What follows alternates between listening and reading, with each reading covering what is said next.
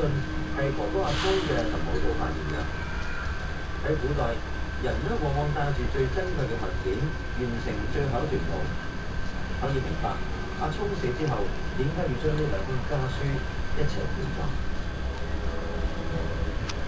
呢個家庭嘅遭遇俾我哋睇到喺嗰個年代成千上萬普通嘅秦國人佢嘅命運。哇！你真係咬落嚟㗎！家庭一樣嘅悲歡離合，但係喺爭戰嘅國策之下，佢哋嘅生活只有兩種選擇，一係就喺前線打仗，一係咧就喺後方努力生產。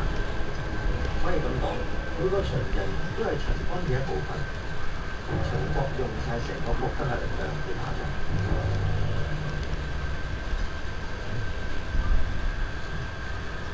改革家商鞅為秦國制定咗一套其他國家都冇辦法忍受嘅法律制度。由嗰時開始，成個秦國都嚴格按照呢套法律，足足影響6代嘅秦人，直至到秦始皇。